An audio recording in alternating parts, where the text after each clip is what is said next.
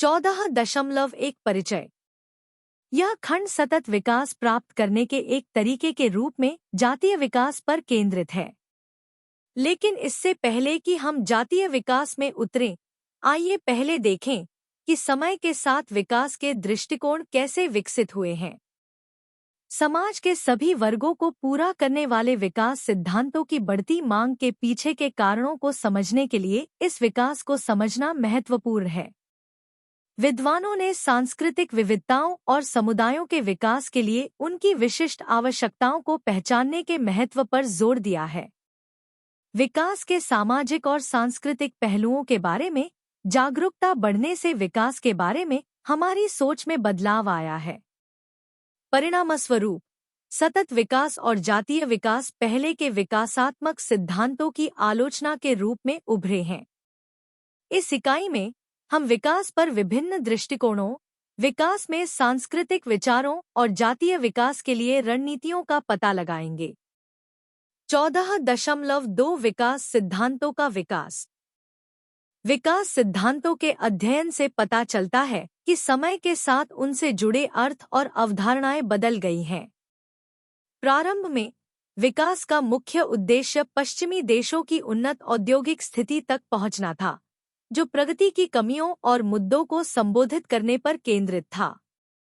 20वीं सदी के विकास विचारकों ने पिछली सदी के विचारों को खारिज कर दिया क्योंकि वे अपने समाज के विकास पैटर्न को समझाने में विफल रहे।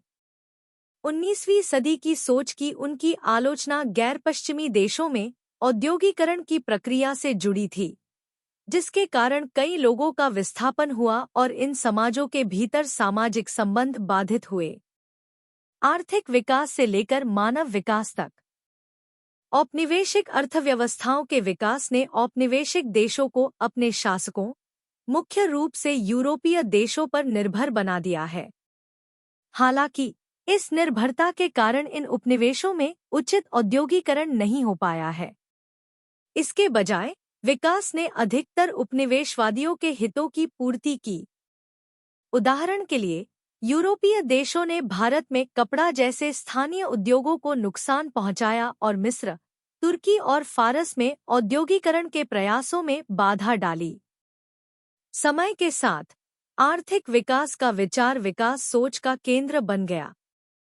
इसमें मशीनीकरण और औद्योगिकरण जैसी अवधारणाएं शामिल थी। बाद में राजनीतिक आधुनिकीकरण को शामिल करने के लिए विकास का विस्तार हुआ। 1980 के दशक के मध्य में अमर्त्य सेन ने विकास के दृष्टिकोण में बदलाव करते हुए मानव विकास की अवधारणा में महत्वपूर्ण योगदान दिया। विकास की सोच में नवोदारवाद आर्थिक उदारीकरण और निजीकरण के माध्यम से समाज के पुनर्गठन पर जोर देता है। शास्त्रीय और आधुनिक दोनों विकास सिद्धांत मौलिक रूप से संरचनावादी हैं। हालांकि घटना विज्ञान से प्रभावित संस्थागत दृष्टिकोण की ओर बदलाव आया है। यह बदलाव नियतिवादी से व्याख्यात्मक दृष्टिकोण और भौतिकवादी से बहुआयामी और समग्र दृष्टिकोण की ओर एक कदम का प्रतीक है। इस परिवर्तन को घटना विज्ञान और नृवंश विज्ञान से प्रेरणा लेते हुए संरचनावाद से रचनावाद की ओर एक कदम के रूप में देखा जा सकता है। बॉक्स 14.1 घटना विज्ञान और नृवंश विज्ञान। फेनोमेनोलॉजी इस बात का अध्ययन है कि चीजें हमें कैसे दिखाई देती हैं और हम उन्हें कैसे अनुभव करते हैं। यह विभिन्न अनुभवों को हमारे अपने दृष्टिकोण से देखता है। यह वास्तविकता के बारे में सोचने का एक तरीका है जो 20वीं सदी में शुरू हुआ और जिसने समाजशास्त्र को प्रभावित किया है। जर्मन दार्शनिक एडवर्ड हुसेरल घटना विज्ञान से निकटता से जुड़े हुए हैं। यह सुझाव देता है कि जिन चीजों के बारे में हम निश्चित हो सकते हैं, वे हमारे स्वयं के सचेत विचार हैं। इसलिए हमें किसी भी कारण और प्रभाव वाले विचारों को ग्रहण किए बिना अपने सचेत अनुभवों के आधार पर हर चीज का अध्ययन करना चाहिए। इस विचार ने अल्फ्रेड शुट्ज जैसे समाजशास्त्रियों को प्रभावित किया, जिनका मानना था कि समाजशास्त्र को इस बात पर ध्यान केंद्रित करना चाहिए कि व्यक्ति सामाजिक दुनिया को कैसे समझते हैं। समाजशास्त्र में फेनोमेनोलॉजी का उपयोग दो मुख्य तरीकों से किया जाता है: सामाजिक मुद्दों के बारे में सोचना और अनुसंधान विधियों में सुधार करना। इस दृष्टिकोण के दो मुख्य पहलू हैं: रचनावाद और नृवंश विज्ञान। 1960 के दशक की शुरुआत में अमेरिकी समाजशास्त्री हेरोल्ड गारफिंकेल द्वारा विकसित नृवंश विज्ञान घटना विज्ञान के साथ सामाजिक व्यवस्था की चिंता को जोड़ती है। यह देखता है कि लोग सामान्य जीवन को कैसे संभव बनाते हैं।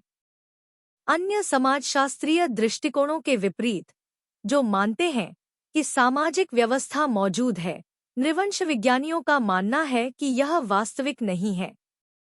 उनका मानना है कि सामाजिक व्यवस्था व्यक्तियों द्वारा बनाई जाती है जब वे समाज का सामना करते हैं, अपने अनुभवों को एक सुसंगत पैटर्न में व्यवस्थित करते हैं। विकास अध्ययन के व्यापक दृष्टिकोण में बदलाव के बीच दृष्टिकोण में भी बदलाव आया है। प्रारंभिक विचारकों के व्यापक संरचनावाद से हटकर विकास अब विशिष्ट क्षेत्रों और क्षेत्रों पर अधिक केंद्रित है।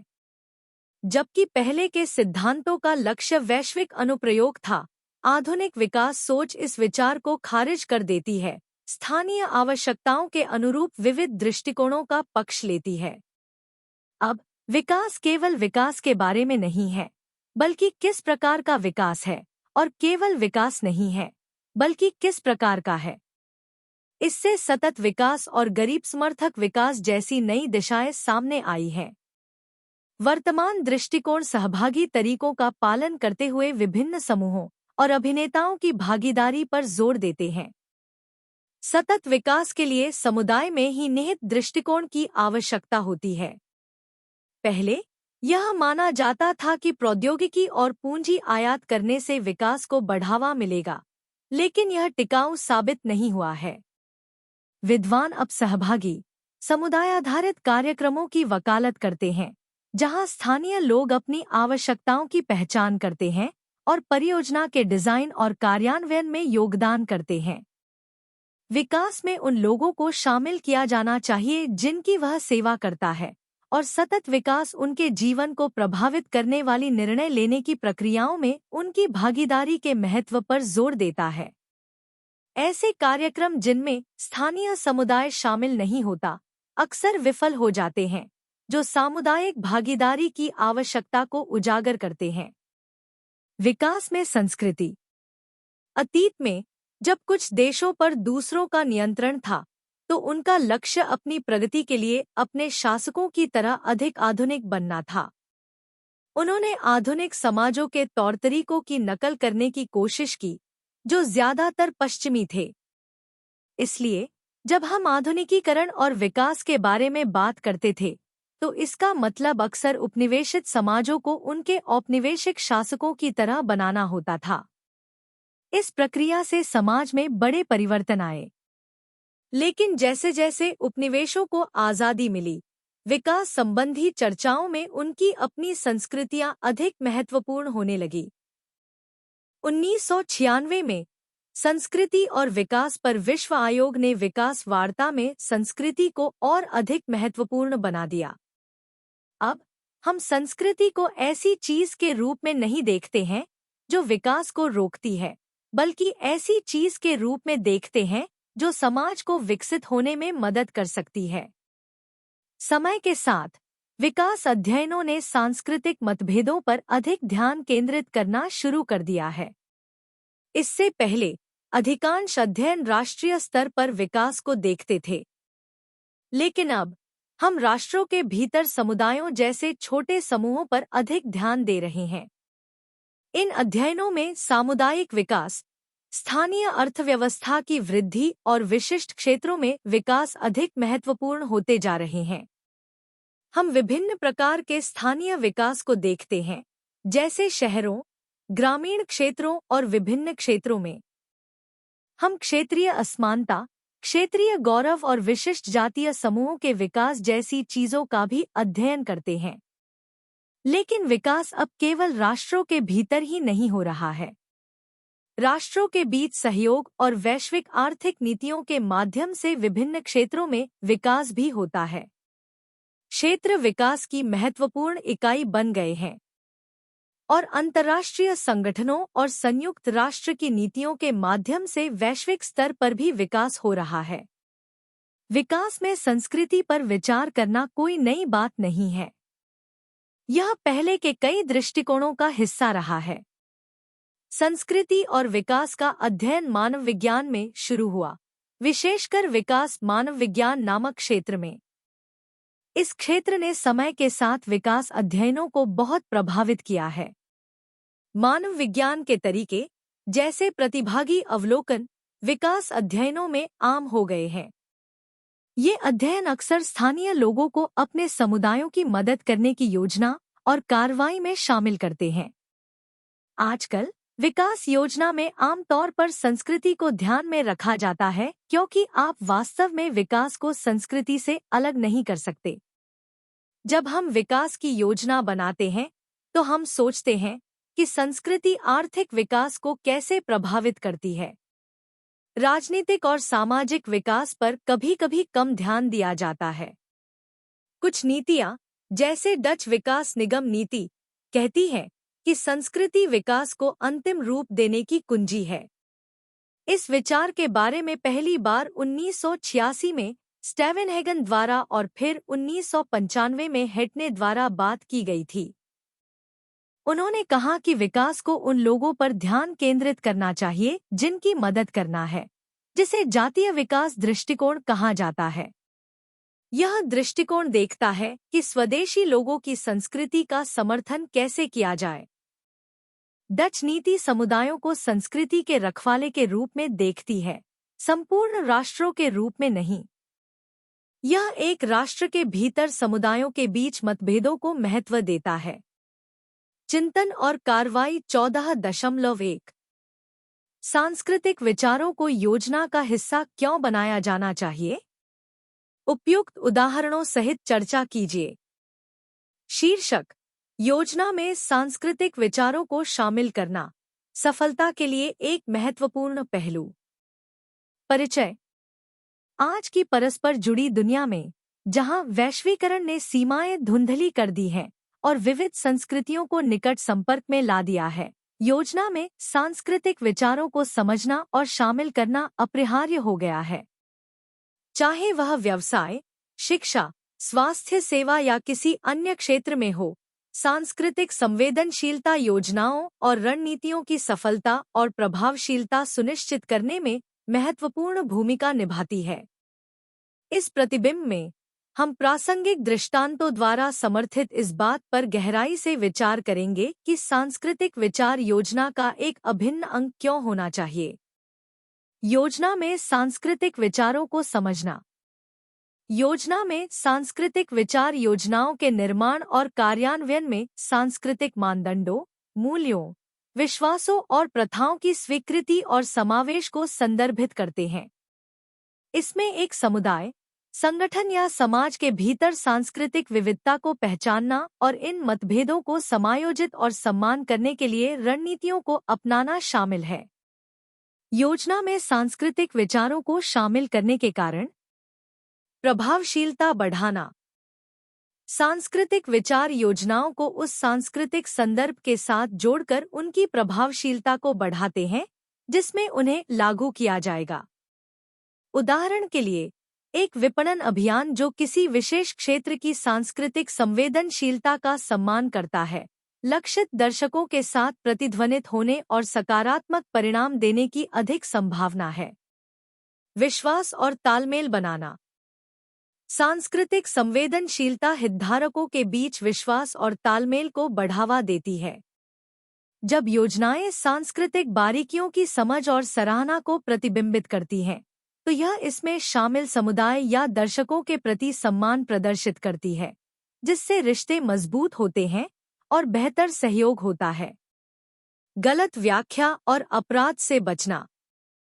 सांस्कृतिक मतभेदों पर विचार करने में विफलता के परिणामस्वरूप अनपेक्षित गलत व्याख्याएं या अपराध हो सकते हैं। उदाहरण के लिए, एक इशारा या प्रतीक जो एक संस्कृति में हानिकर है, वह दूसरी संस्कृति में आक्रामक हो सकता है।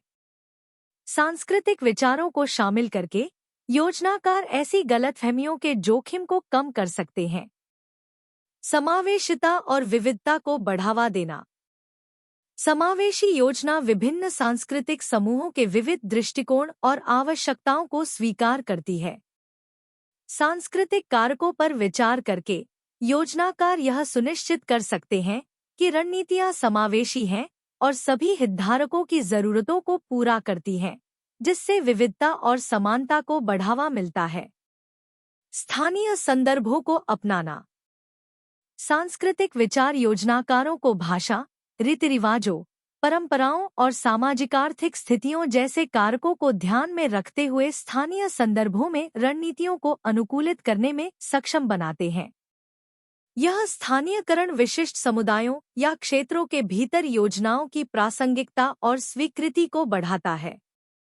उदाहरणात्मक उदाहरण: स्वास्थ्य देखभाल योजना। स्वास्थ्य देखभाल योजना में सेवाओं की पहुंच और प्रभावशीलता सुनिश्चित करने के लिए सांस्कृतिक विचार महत्वपूर्ण हैं। उदाहरण के लिए, भारत जैसे बहुसांस्कृतिक समाज में स्वास्थ्य देखभाल पहलों को बीमारी, उपचार और कल्याण प्रथाओं के संबंध में विविध मान्यताओं को समायोजित करने की आवश्यकता है। ऐसा करने में विफलता के परिणामस्वरूप चिकित्सा सहायता लेने या निर्धारित उपचारों का पालन करने में अनिच्छा हो सकती है।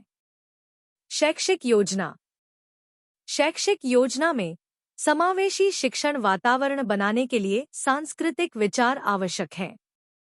उदाहरण के लिए, पाठ्यक्रम विकास में जुड़ाव और शैक्षणिक सफलता को बढ़ावा देने के लिए विभिन्न पृष्ठभूमि के छात्रों की सांस्कृतिक विरासत और अनुभवों को प्रतिबिंबित करना चाहिए।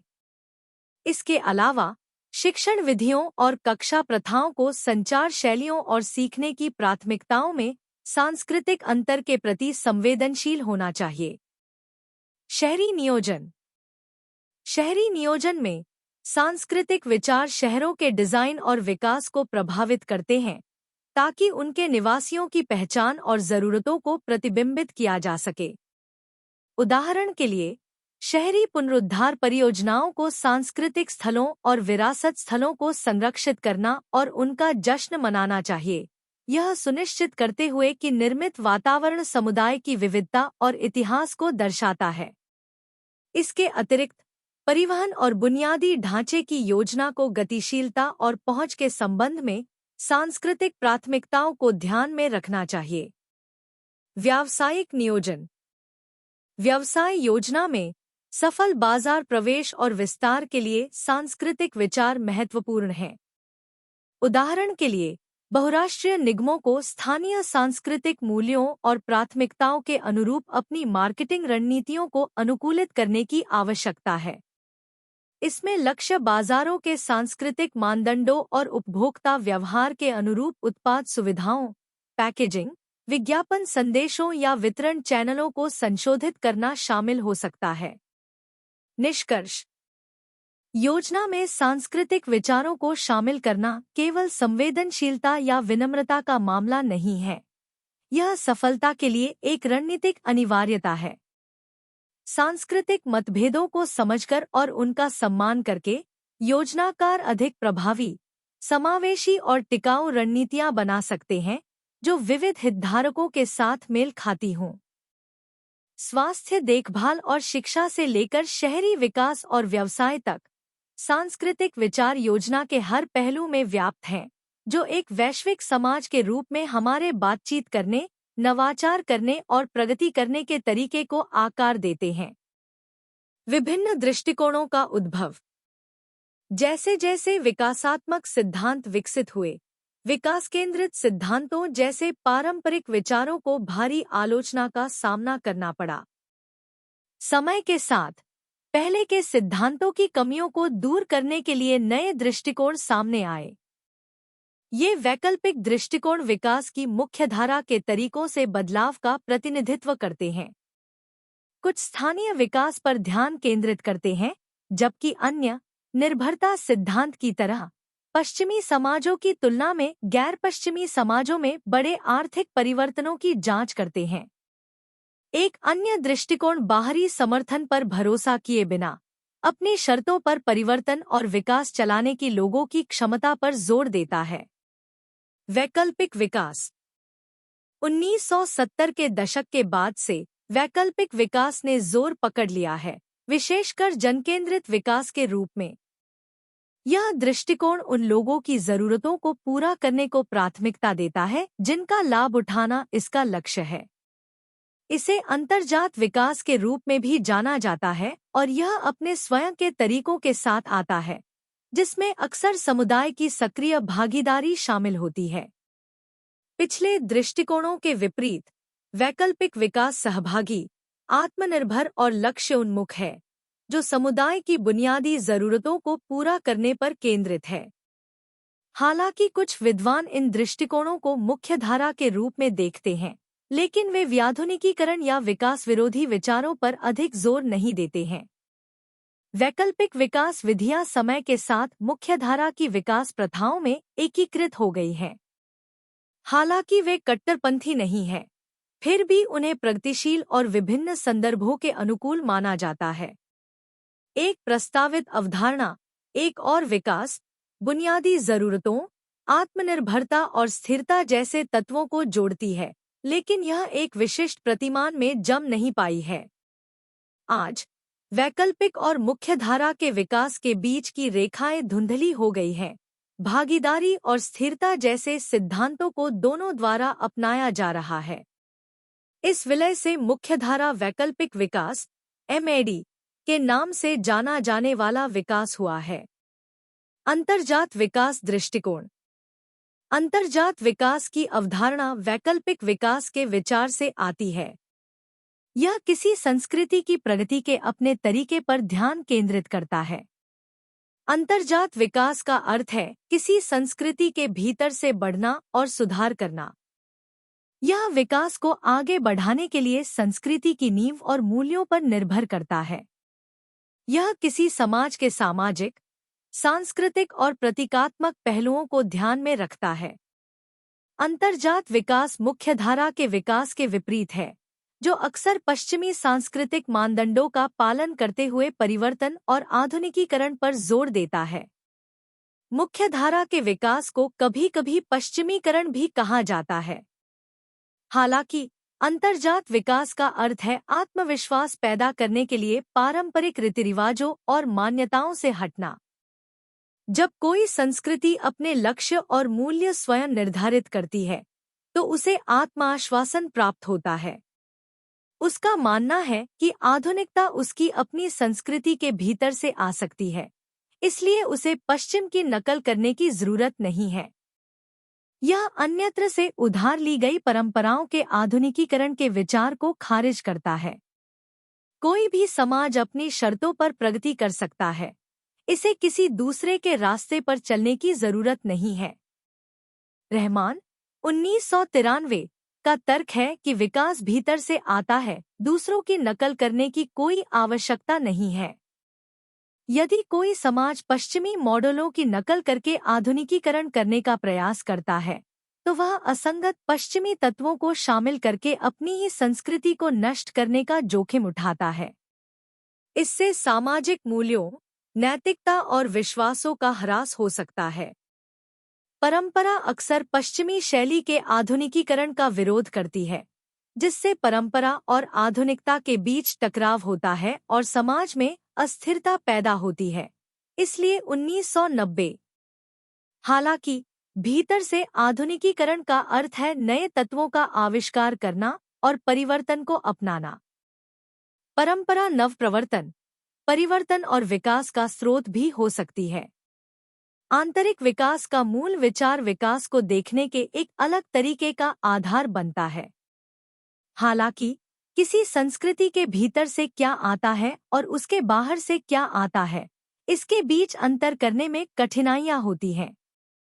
कभी-कभी संस्कृति और विकास सोच दोनों में इन दो पहलुओं के बीच एक स्पष्ट रेखा खींचना कठिन होता है। एक और मुद्दा तब उठता है जब हम विचार करते हैं कि आंतरिक अवधारणा के भीतर विकास का फोकस क्या होना चाहिए। पारंपरिक सोच अक्सर समाज, राज्य या राष्ट्र को विकास की प्राथमिक इकाइयों के रूप में देखती है। मुख्यधारा के विकास दृष्टिकोण के आलोचक, जैसे जातीय विकास दृष्टिकोण, बताते हैं कि विकास के आंकड़े आमतौर पर देश स्तरीय डेटा पर ध्यान केंद्रित करते हैं। हालांकि क्षेत्रीय स्तर पर भी आंकड़े उपलब्ध हैं, जिनमें लैटिन अमेरिका, अफ्रीका, एशिया और कैरेबियन जैसे क्षेत्र शामिल हैं। ये क्षेत्रीय इकाइयां राष्ट्रों की तरह ही विकास अध्ययनों में परिचित हो गई हैं। विकास कार्रवाई का दूसरा स्तर वैश्विक है, जिसमें संयुक्त राष्ट्र प्रणाली के तहत स्थानीय, राष्ट्रीय और व्यापक क्षेत्रीय प्रयास शामिल हैं। हालांकि इन व्यापक इकाइयों में अक्सर सूक्ष्म स्तर पर विस्तृत दृष्टिकोण का अभाव होता है, जैसे किसी राष्ट्र या क्षेत्र के भीतर विशिष्ट समुदायों या जातीय समूहों की जांच करना। इन समुदायों या जातीय समूहों के परिप्रेक्ष्य से विकास को सही मायने में समझने के लिए विकास के बारे में उनके अपने विचारों और धारणाओं का सूक्ष्म स्तरीय और गहन विश्लेषण आवश्यक है। इस दृष्टिकोण को अक्सर स्वदेशी ज्ञान को पहचानने के रूप में जाना जाता है। स्वदेशी ज्ञान की अवधारणा स्थानीय समुदायों के भीतर मौजूद ज्ञान को स्वीकार करने के लिए उभरी है। जैसा कि अग्रवाल 1995 बताते हैं, इस ज्ञान को नजरअंदाज करने से विकास प्रयासों में विफलता हो सकती है।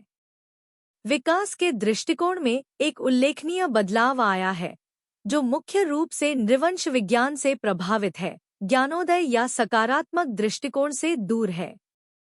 नॉर्मन लॉन्ग 1992 अभिनेताउन्मुख दृष्टिकोण की वकालत करते हैं, विकास के लिए संरचनावादी दृष्टिकोण की आलोचना करते हैं और इसके बजाय मानवशास्त्रीय परिप्रेक्ष्य को प्राथमिकता देते हैं।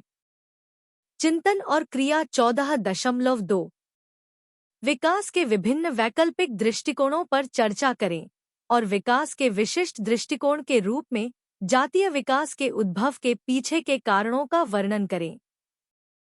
शीर्षक: विकास के लिए वैकल्पिक दृष्टिकोण की खोज और जातीय विकास का उद्भव। परिचय: विकास एक बहुआयामी अवधारणा है जो आर्थिक, सामाजिक और राजनीतिक आयामों को समाहित करती है। पिछले कुछ वर्षों में विकास के लिए विभिन्न वैकल्पिक दृष्टिकोण उभरे हैं, जिनमें से प्रत्येक के अपने सिद्धांत, लक्ष्य और कार्यप्रणाली हैं। इस प्रतिबिंब में हम इनमें से कुछ वैकल्पिक दृष्टिकोणों पर गौर करेंगे और एक विशिष्ट प्रतिमान के रूप में जातीय विकास के उद्भव के पीछे के कारणों का पता लगाएंगे। विकास के लिए वैकल्पिक दृष्टिकोण। आधुनिकीकरण सिद्धांत। आधुनिकीकरण सिद्धांत 20वीं सदी के मध्य में उभरा और यह माना गया कि समाज पारंपरिक से आधुनिक तक कई चरणों के माध्यम से प्रगति करता है। विकास को औद्योगिकरण, शहरीकरण और तकनीकी उन्नति से जुड़ी एक रैखिक प्रक्रिया के रूप में देखा जाता है। हालांकि आलोचकों का तर्क है कि यह दृष्टिकोण सांस्कृतिक विविधता को नजरअंदाज करता है और गैर पश्चिमी समाजों पर विकास के पश्चिमी मॉडल थोपता है। निर्भरता सिद्धांत। निर्भरता सिद्धांत आधुनिकीकरण सिद्धांत की सीमाओं के जवाब में उभरा। यह विकसित और विकासशील देशों के बीच संरचनात्मक असमानताओं पर जोर देता है और मुख्य पूंजीवादी देशों द्वारा परिधि वाले देशों के शोषण को अविकसितता के लिए जिम्मेदार मानता है। निर्भरता सिद्धांतकार विकासशील देशों के लिए आर्थिक पुनर्गठन और अधिक स्वायत्तता की वकालत करते हैं। विश्व प्रणाली सिद्धांत। विश्व प्रणाली सिद्धांत वैश्विक पूंजीवादी व्यवस्था को आर्थिक संबंधों के परस्पर जुड़े नेटवर्क के रूप में विश्लेषण करके निर्भरता सिद्धांत पर आधारित है। यह इस प्रणाली के भीतर कोर, अर्धपरिधीय और परिधीय देशों की पहचान करता है और जांच करता है कि शक्ति की गतिशीलता विकास के परिणामों को कैसे आकार देती है।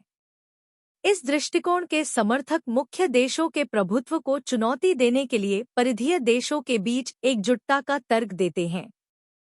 सतत विकास। सतत विकास भविष्य की पीढ़ियों की अपनी जरूरतों को पूरा करने की क्षमता से समझौता किए बिना वर्तमान की जरूरतों को पूरा करने की आवश्यकता पर जोर देता है। यह पर्यावरण, सामाजिक और आर्थिक चिंताओं को एकीकृत करता है संरक्षण, समान संसाधन वितरण और निर्णय लेने में सामुदायिक भागीदारी की वकालत करता है। मानव विकास दृष्टिकोण। अमर्त्य सेन और महबूब उल हक द्वारा प्रवर्तित मानव विकास दृष्टिकोण पूर्ण जीवन जीने के लिए लोगों की क्षमताओं और स्वतंत्रता का विस्तार करने पर केंद्रित है। यह विकास के प्रमुख चालकों के रूप में शिक्षा, स्वास्थ्य देखभाल, लैंगिक समानता और सामाजिक समावेशन में निवेश पर जोर देता है। मानव विकास को न केवल आर्थिक संकेतकों द्वारा बल्कि साक्षरता दर, जीवन प्रत्याशा और राजनीतिक भागीदारी जैसे कारकों द्वारा भी मापा जाता है। विकासोत्तर सिद्धांत। विकासोत्तर सिद्धांत विकास की पश्चिमी केंद्रित धारणा की आलोचना करता है और आर्थिक विकास द्वारा परिभाषित प्रगति के विचार को चुनौती देता है। इसका तर्क है कि विकास विमर्श औपनिवेशिक विचारधाराओं को कायम रखता है और स्वदेशी ज्ञान और जीवन जीने के वैकल्पिक तरीकों की अनदेखी करता है। विकास के बाद के सिद्धांतकार विकास की कहानियों को खंडित करने और स्थानीय स्वायत्तता और आत्मनिर्भरता को बढ़ावा देने की वकालत करते हैं। जातीय विकास का उद्भव। जातीय विकास विकास का एक विशिष्ट दृष्टिकोण है जो हाशिए पर रहने वाले समुदायों द्वारा सामना की जाने वाली सांस्कृतिक और पहचान आधारित चुनौतियों के जवाब में उभरा है। यह सांस्कृतिक पहचान, पारंपरिक ज्ञान और विकास प्रक्रियाओं में सामुदायिक भागीदारी के महत्व को पहचानता है। जातीय विकास के उद्भव में कई कारकों ने योगदान दिया है। सांस्कृतिक विविधता की पहचान। विविध सांस्कृतिक समूहों की जरूरतों और आकांक्षाओं को संबोधित करने में मुख्यधारा के विकास प्रतिमानों की सीमाओं के कारण विकास में सांस्कृतिक विविधता के महत्व की बढ़ती मान्यता हुई है। जातीय विकास स्वीकार करता है कि प्रभावी होने के लिए विकास हस्तक्षेप सांस्कृतिक मानदंडों, मूल्यों और प्रथाओं के प्रति संवेदनशील होना चाहिए। स्वदेशी लोगों का सशक्तिकरण। स्वदेशी अधिकारों और आत्मनिर्णय के लिए संघर्ष ने स्वदेशी समुदायों द्वारा सामना किए जाने वाले हाशिए और शोषण को उजागर किया है। जातीय विकास का उद्देश्य स्वदेशी लोगों को उनके सांस्कृतिक अधिकारों का सम्मान करना, पारंपरिक आजीविका को बढ़ावा देना और स्वशासन तंत्र को बढ़ावा देना है। टॉप डाउन दृष्टिकोण की आलोचना। पारंपरिक विकास रणनीतियां अक्सर समुदायों पर उनके स्थानीय संदर्भ पर विचार किए बिना या समुदाय के सदस्यों के साथ परामर्श किए बिना बाहरी समाधान थोपती हैं। जातीय विकास नीचे से ऊपर के दृष्टिकोण की वकालत करता है जो स्थानीय ज्ञान, भागीदारी और निर्णय लेने को प्राथमिकता देता है। इस प्रकार विकास पहल के स्वामित्व और स्थिरता को बढ़ावा देता है। सांस्कृतिक पुनरुद्धार को बढ़ावा। जातीय विकास स्वदेशी संस्कृतियों और परंपराओं के आंतरिक मूल्य को पहचानता है और वैश्वीकरण और सांस्कृतिक समरूपीकरण के सामने उन्हें संरक्षित और पुनर्जीवित करने का प्रयास करता है। सांस्कृतिक पुनरुद्धार प्रयासों में भाषा संरक्षण, सांस्कृतिक त्योहार, पारंपरिक शिल्प और स्वदेशी शिक्षा कार्यक्रम शामिल हैं। पारंपरिक ज्ञान का समावेश। स्वदेशी समुदायों के पास टिकाऊ संसाधन प्रबंधन, औषधीय पौधों, कृषि पद्धतियों और पारिस्थितिक प्रबंधन के बारे में मूल्यवान पारंपरिक ज्ञान है। जातीय विकास इस पारंपरिक ज्ञान को विकास परियोजनाओं में एकीकृत करता है, पारिस्थितिक स्थिरता और लचीलेपन को बढ़ावा देता है। समुदाय आधारित विकास मॉडल। जातीय विकास समुदायाधारित विकास मॉडल को बढ़ावा देता है जो स्थानीय आवश्यकताओं, प्राथमिकताओं और आकांक्षाओं को प्राथमिकता देता है। समुदाय संचालित विकास, सहभागी मानचित्रण और स्वदेशी नेतृत्व वाली संरक्षण पहल जैसे सहभागी दृष्टिकोण समुदायों को अपने स्वयं के विकास पथ पर नियंत्रण रखने के लिए सशक्त बनाते हैं। निष्कर्ष। निष्कर्ष में विकास के एक विशिष्ट दृष्टिकोण के रूप में जातीय विकास का उद्भव सांस्कृतिक विविधता, स्वदेशी अधिकारों और विकास प्रक्रियाओं में सामुदायिक भागीदारी के महत्व की बढ़ती मान्यता को दर्शाता है। सांस्कृतिक पहचान, पारंपरिक ज्ञान और स्थानीय एजेंसी को स्वीकार और सम्मान करके जातीय विकास मुख्यधारा के विकास प्रतिमानों के लिए एक अधिक समावेशी और टिकाऊ विकल्प प्रदान करता है। आगे बढ़ते हुए यह सुनिश्चित करने के लिए कि विकास के प्रयास वास्तव में परिवर्तनकारी और न्याय संगत हों, जातीय विकास सिद्धांतों को नीति और व्यवहार में मुख्यधारा में लाना अनिवार्य है। जातीय विकास की पद्धति में प्रतिभागी अवलोकन जैसे पारंपरिक मानवशास्त्रीय तरीकों का उपयोग शामिल है। यह लोगों की भागीदारी पर आधारित वैकल्पिक विकास पर जोर देता है, जिसे सहभागी पद्धति भी कहा जाता है। इसका मतलब है कि विकास के लिए निर्णय लेने में स्थानीय लोगों को शामिल करना जो उनके जीवन को प्रभावित करता है। कार्यक्रम तब सफल होते हैं जब समुदाय उनकी योजना बनाने में सक्रिय रूप से योगदान करते हैं। सहभागी कार्रवाई अनुसंधान, तीव्र ग्रामीण मूल्यांकन, आलोचनात्मक शिक्षाशास्त्र और सशक्तिकरण स्थानीय संदर्भों के अनुरूप वैकल्पिक विकास के प्रमुख तत्व हैं। विचार यह है कि विकास बाहर से थोपे जाने के बजाय समुदायों के भीतर से शुरू होना चाहिए। इसलिए यह सहभागी और समुदाय संचालित होना चाहिए। स्थानीय लोग अपनी परिस्थितियों के अनुकूल तरीकों का उपयोग करके विकास आवश्यकताओं की पहचान करते हैं और परियोजनाओं का नेतृत्व करते हैं। भागीदारी को उन कार्यों में महत्वपूर्ण संख्या में लोगों को शामिल करने के रूप में देखा जाता है जो उनकी भलाई में सुधार करते हैं, जैसे आय, सुरक्षा या आत्मसम्मान। यह केवल लाभ प्राप्त करने के बारे में नहीं है, बल्कि सक्रिय रूप से परियोजनाओं को प्रभावित करने और आकार देने के बारे में है। भागीदारी के लिए सामाजिक आर्थिक बाधाओं को पार करते हुए सामान्य लक्ष्यों की दिशा में मिलकर काम करने की प्रतिबद्धता की आवश्यकता होती है। स्थानीय भागीदारी में लोगों को योजना बनाने, जरूरतों का आकलन करने और योजनाओं के बारे में सूचित करने, उनकी सहमति और सहयोग लेने में शामिल किया जाता है। अंततः भागीदारी आत्मनिर्भरता को बढ़ावा देती है और आत्मविकास को गति देती है। चिंतन और कार्रवाई 14.3 आपके अपने समुदाय में पानी, बिजली, सड़क की मरम्मत या यहाँ तक कि आजीविका सुरक्षा से संबंधित कई समस्याएं हो सकती हैं। एक समुदाय सदस्य के रूप में अपने अनुभव के आधार पर बताएं कि इनमें से किसी भी समस्या के समाधान के लिए आपके समुदाय के सांस्कृतिक संसाधनों को कैसे एकीकृत किया जा सकता है। शीर्षक: सामुदायिक समस्या समाधान के लिए सांस्कृतिक संसाधनों का लाभ उठाना, एक केस स्टडी। परिचय: इग्नू के एक छात्र के रूप में मुझे सामुदायिक मुद्दों पर चिंतन करने और उन्हें संबोधित करने का काम सौंपा गया है। मैं खुद को अपने समुदाय के भीतर अंतर्निहित सांस्कृतिक संसाधनों के जटिल तानेबाने की ओर आकर्षित पाता हूँ। पानी की कमी से लेकर बुनियादी ढांचे के रखरखाव और आजीविका सुरक्षा तक कई चुनौतियां हमारे सामने प्रतिदिन आती हैं। हालांकि इन चुनौतियों के बीच अप्रयुक्त सांस्कृतिक संसाधन मौजूद हैं, जो संभावित समाधान पेश करते हैं, जो परंपरा को नवाचार के साथ मिश्रित करते हैं।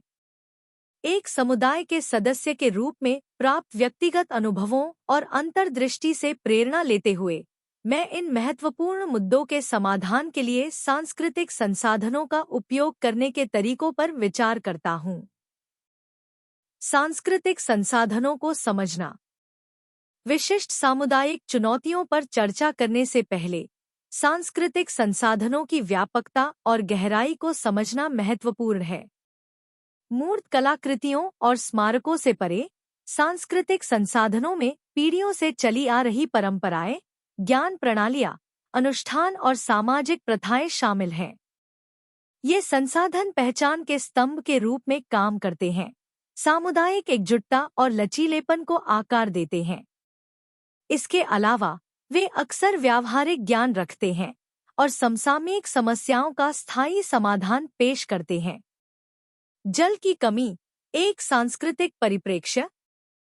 पानी की कमी कई समुदायों को परेशान कर रही है, जिससे स्वास्थ्य, स्वच्छता और कृषि के लिए खतरा पैदा हो गया है।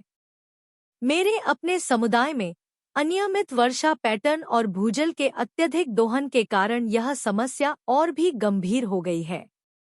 हालांकि सांस्कृतिक विरासत में निहित पारंपरिक जल प्रबंधन प्रथाएं मूल्यवान अंतर्दृष्टि प्रदान करती हैं। उदाहरण के लिए, वर्षा जल संचयन और समुदाय आधारित सिंचाई प्रणालियों जैसी प्राचीन तकनीकों ने सदियों से सभ्यताओं को कायम रखा है। इन सांस्कृतिक प्रथाओं को आधुनिक तकनीक और वैज्ञानिक ज्ञान के साथ एकीकृत करके हम समग्र जल प्रबंधन रणनीतियां विकसित कर सकते हैं। पारंपरिक जल निकायों को पुनर्जीवित करने और स्वदेशी सूखा प्रतिरोधी फसलों को बढ़ावा देने जैसी पहल न केवल पानी की कमी को कम करती है, बल्कि सांस्कृतिक विरासत को भी संरक्षित करती है।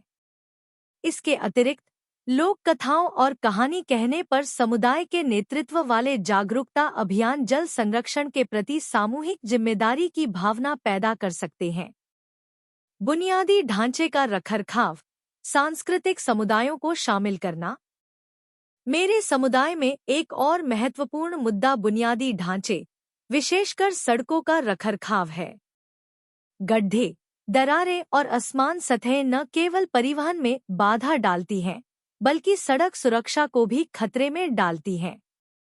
जबकि सरकारें बुनियादी ढांचे के विकास में महत्वपूर्ण भूमिका निभाती हैं, रखरखाव के लिए सामुदायिक भागीदारी भी उतनी ही महत्वपूर्ण है। यहाँ सांस्कृतिक संसाधन सामुदायिक भागीदारी के लिए एक अनूठा अवसर प्रदान करते हैं। पीढ़ियों से चली आ रही पारंपरिक शिल्प कौशल का उपयोग सड़क मरम्मत पहल के लिए किया जा सकता है। उदाहरण के लिए, पत्थर की चिनाई या कोबलस्टोन फिश में कुशल समुदाय पारंपरिक तकनीकों का उपयोग करके सड़कों के पुनर्वास के लिए स्थानीय अधिकारियों के साथ सहयोग कर सकते हैं। यह न केवल सांस्कृतिक विरासत को संरक्षित करता है, बल्कि रोजगार के अवसर भी पैदा करता है और समुदाय के सदस्यों के बीच गर्व और स्वामित्व की भावना को बढ़ावा देता है। इसके अलावा सांस्कृतिक कार्यक्रम और त्योहार बुनियादी ढांचे के रखरखाव के लिए सामुदायिक समर्थन जुटाने के लिए मंच के रूप में काम कर सकते हैं। धार्मिक जुलूसों या सांस्कृतिक समारोहों में सड़क मरम्मत गतिविधियों को शामिल करने से सांसारिक कार्य सामूहिक प्रयासों में बदल जाते हैं, सामाजिक बंधन मजबूत होते हैं और नागरिक जिम्मेदारी की संस्कृति को बढ़ावा मिलता है। आजीविका सुरक्षा, सांस्कृतिक उद्यमियों को सशक्त बनाना।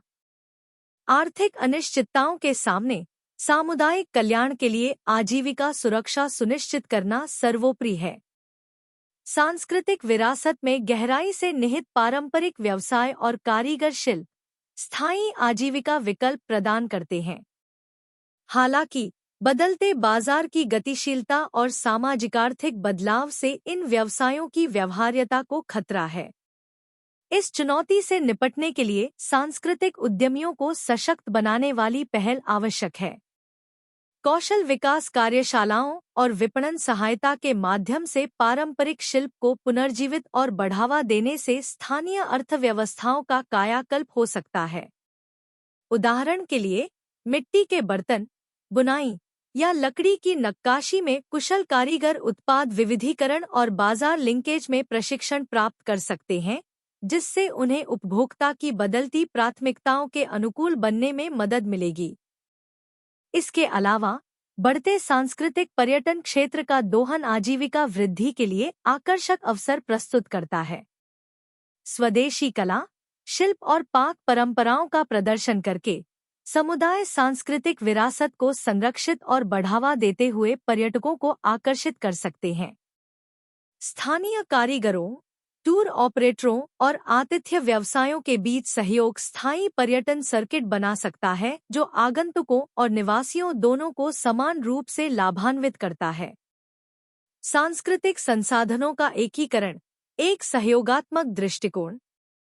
सामुदायिक चुनौतियों से निपटने में सांस्कृतिक संसाधनों के एकीकरण के लिए कई हितधारकों को शामिल करते हुए एक सहयोगात्मक दृष्टिकोण की आवश्यकता होती है। सतत विकास के लिए सांस्कृतिक विरासत की पूरी क्षमता का दोहन करने के लिए सरकारों, गैर सरकारी संगठनों, शिक्षाविदों और समुदाय आधारित संगठनों को एक साथ आना चाहिए। सांस्कृतिक पहलों को मान्यता देने और उनका समर्थन करने वाले नीतिगत हस्तक्षेप अनिवार्य हैं। सांस्कृतिक उद्यमिता को प्रोत्साहित करना, विरासत संरक्षण परियोजनाओं के लिए धन उपलब्ध कराना और सांस्कृतिक शिक्षा को स्कूल पाठ्यक्रम में एकीकृत करना विकास एजेंडे में सांस्कृतिक संसाधनों को मुख्यधारा में लाने की दिशा में आवश्यक कदम है। इसके अलावा औपचारिक संस्थानों और पारंपरिक ज्ञान धारकों के बीच साझेदारी को बढ़ावा देना महत्वपूर्ण है। इग्नू जैसे विश्वविद्यालय ज्ञान के आदान प्रदान और क्षमता निर्माण को सुविधाजनक बनाने में महत्वपूर्ण भूमिका निभा सकते हैं। सांस्कृतिक विरासत प्रबंधन और सामुदायिक विकास पर पाठ्यक्रम पेश करके इग्नू छात्रों को सांस्कृतिक संसाधनों के साथ प्रभावी ढंग से जुड़ने के लिए आवश्यक कौशल और दृष्टिकोण से लैस करता है। निष्कर्षतः सांस्कृतिक संसाधनों के एकीकरण में पानी की कमी से लेकर आजीविका सुरक्षा तक की सामुदायिक चुनौतियों का समाधान करने की अपार संभावनाएं हैं। पारंपरिक ज्ञान प्रणालियों, शिल्प कौशल और सामाजिक प्रथाओं का उपयोग करके हम ऐसे नवीन समाधान विकसित कर सकते हैं जो स्थानीय संदर्भों में निहित हों। हालांकि इस क्षमता को साकार करने के लिए सहायक नीतियों और सहयोगात्मक पहलों के साथ साथ सभी हितधारकों के ठोस प्रयासों की आवश्यकता है। इग्नू के एक छात्र के रूप में मैं सतत विकास और सामुदायिक लचीलेपन को बढ़ावा देने में सांस्कृतिक संसाधनों की मान्यता और उपयोग की वकालत करने के लिए प्रतिबद्ध हूँ। निष्कर्ष: इस अध्याय की शुरुआत विकास के बारे में विभिन्न विचारों पर बात करने से हुई। सतत विकास और विकास में संस्कृति के बारे में सोचना आज वास्तव में महत्वपूर्ण है। विकास का मतलब अब सिर्फ पैसा कमाना नहीं रह गया है। संस्कृति अब विकास के बारे में हम कैसे सोचते हैं, इसका एक बड़ा हिस्सा है। विकास करने के विभिन्न तरीके सामने आए हैं, जैसे अंतर्जात विकास और जातीय विकास।